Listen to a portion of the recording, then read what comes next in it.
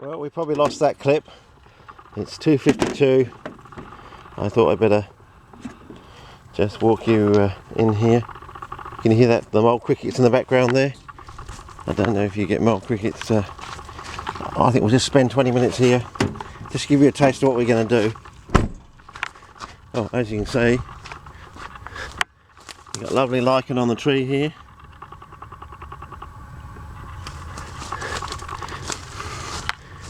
You can see it's all getting damp now, and I said once we get this week of rain, basically, you can see you've had a bit of poolage there, you know, washage, and new sign. The old sign's gone. But normally we go down there, but we will later on in the year, you know, as we come to To-BLEWITT time. But this track had a different name, but of course the signage is gone now. And I think we'll go just down this track for 10-20 minutes, just see. I've only been down this track once. That's when my son was very young. Came out here when he was 3 or 4, I think it was. So it's quite different down here. Of course, we know it must be on the back end of that other stuff in there. So, you know, lots of height in the moss, as you can see. Look at it starting to plump up, as I said. And can you hear that sort of slight echo in the air? Because of the extra moisture in there. But yeah, when we get more rains, like the rain we're supposed to get this, that'll plump up even more, and it almost looks like it's holding moisture in it. You can actually almost see the water after a rainy day sort of being held in there, you know, like a wet sponge sort of thing. So slightly different to I don't know, is sphagnum like that, you know, where you can actually see the moisture being held in it. But that sound is, they're not cricket, they're mole crickets. It's a different type of thing. But you can see, look how damp it is here already, and we haven't really, all we've had is that 4 inches of rain in this one, and 3 little sprinkles in between, and we're due for, yeah, you see? Now that whole hill that I filmed earlier today, that was covered in this stuff, right up to almost the top, and I could never actually climb to the top because it was, oh, here we got some green hoods for you. The ones with they have the little triggering pallet. I wonder if I can actually trigger one off for you. I'm probably going to have to be on. Is that one being triggered or not? I can't tell. I'm not really a green hood expert. But, let's see if it's going to focus in on there. Does that trigger off? Oh, there it goes. Did you see that? Did you see the speed there? I don't know if it was focusing in on there, but yeah. Had some nice ones over in WA, a little bit larger. Everything is a little bit larger over there. That's one point I just could not get across. That Strictly Coolest, the traps and were already twice the size of Planchonia in state, and oh yeah, you're just making it up. Because and then they go on for that 1 or 2 lifetime holiday over to Western Australia, and they come back almost scrapping their jaws off, kicking themselves like, I should have gone 10-15 years ago when I was younger. And I'm saying, yes, I was telling you that when I was an early teenager, that, you know, yeah.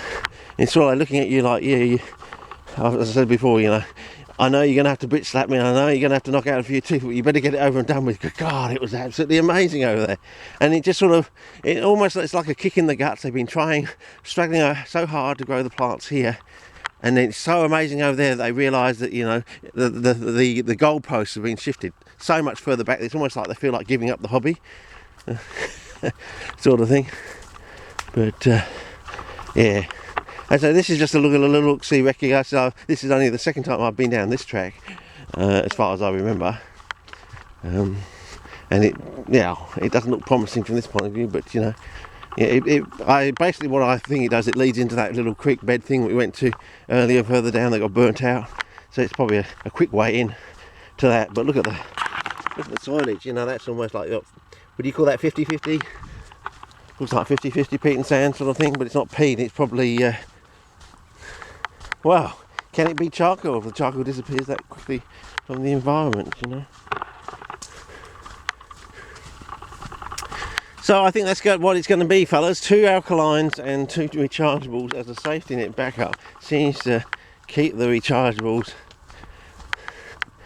So maybe that's what I need, is just a backup pack of 4 alkalines and do that. and then maybe buy another. Oh, kangaroo! Oh, another one there. Well, there you go. Oh yeah, Gideon's probably bored with that. Lucky they went early, otherwise they would have gone straight into the track, into me, sort of thing, and they could have gotten a bit nasty, you know. So, well, there you go. Have you got your bonus for the day? Gideon's got over kangaroos, but another one there. Yeah, it's barely been 5 minutes. It's good, you know. Learn what the Romans learnt, you know. You have a track and have it level, you can get to places very quickly. Whoa. Well, there you got some stunning scenery, and looks like we can walk out back there through to that inner pathway down there, I would say. But we'll save that for when the Whittick rise. We've got a lot of work to do. First, we'll strike out the Profolias. You know, we'll do the diaphanous mist run. We'll do the one tomorrow. We'll go in sideways, and tomorrow I'll be doing the into the side Profolia country one. If they're good in there or they look good, then we'll just go on the next diaphanous, likely to be next diaphanous mist day, up to the up to Profolia country and down Piggott Range Road, and we'll do that because oh look, you see, didn't I tell you that they expand out? They really, once the rains get here, it's all over Red Rover. They sort of plump up, expand out, and look at that soil. Isn't that just wonderful? You know, that's the sort of thing we're trying to get. We're trying to get a really brown soil that then eventually goes grey, like this. Yeah, it becomes like a silver sandy grey. So hopefully that's what's going to happen if we've got the if we're on the money when it comes to the ecology sort of thing. But as I said, it's just taken 40 years to get to the answer, which is basically you can rule out bloody phosphorus, you can rule out bloody nitrogen because it gets fixed on the atmosphere, and you're just left with the one major element that's in all the books, and that's potassium, basically. So they're basically eating the insects with the potassium so that they can take advantage of these heavier nitrogen fixing saltier soils at the expense of other plants that can't cope in the soils because they're not carnivorous, so they can't get the extra potassium that's needed to cope with the soils and therefore take advantage of the extra nitrogen there. Does it all make sense now? You know, QED, and that's why they grow bigger, faster and more colourful in those soils, because there's more nitrogen in there, and of course nitrogen is the master element for growth in plant physiology sort of thing. But it's just in this case it's being fixed in the soil from the atmosphere. And whether there's some sort of link with charcoal in there, I don't know, but we'll probably get to that very rapidly now, because once everything's built on firm foundation, you can do things very quickly. I mean, as I said, you got your basic formula. You can just exchange boron for phosphorus. You can exchange molybdenum for manganese, which I'll be doing very shortly. That looks like it's been cut back. So maybe that's what all that noise and verbiage was we heard early on in the season. But I think we're just going to end up out to that next gate, I think. But then we'll just make the walk back, probably starting a new clip. Yeah, that doesn't quite look like an animal. Yeah. But yeah, you can see the slight differences in the vegetation types and things like that, you know. Different vistas, you know, every little track you go down is area you go to. It's, you know, less clay, more sand, different type of plants, you know, sort of thing. So every trip will be somewhat slightly different, you know. There'll be similarities, but there also will be differences.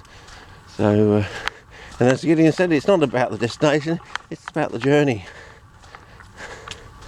So, yes, destination unknown. Well, I don't think it's unknown. I know where the end point is. It's 4-inch Venus flytraps with 4-inch traps, 6-inch pitches on cephalotus, you know, 120 size flowers, you know.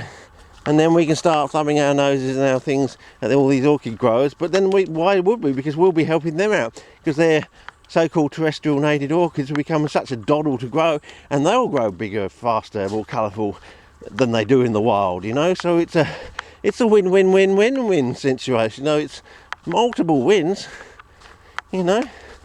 And after that, you pick up the rewards of society, which is what the Covenant of Society is all about. You may take the harder path and you might not get there, but if you do, you should expect, in single quotes, the rewards of society. And I'm going to hold them to that, because I'm born on George Washington's birthday. I've played by the rules, so I'm going to win by the rules, and I'm going to hold you to it, fellas. Okay? Just putting it out there now. Once I've written my thesis and sent it around the world, I'm going to hold you to the Covenant of Society. I may not be able to experience for very long, because I'm probably going to shovel on this mortal coil, but you know, at least I'll hold you to the bargain. I don't know who it was that made it to me over in Western Australia at primary school. I think it was probably a visiting headmaster from probably from a Catholic school, because WA is a Catholic state, but being in a special advanced learning science campus, you know, we probably didn't get to know that WA was basically a Catholic state. So this probably visiting headmaster who made this little Covenant with Society speech was probably a headmaster from a Catholic school, and so I probably got a little bit of Catholic doctrine. I thought, well, okay, that sounds a bit all right, you know. Okay, you might not get there, but if you know, you take the harder part, you know, it's almost like the JFK speech, you know. Ask not what you can do for your country, can do what you can do for your country.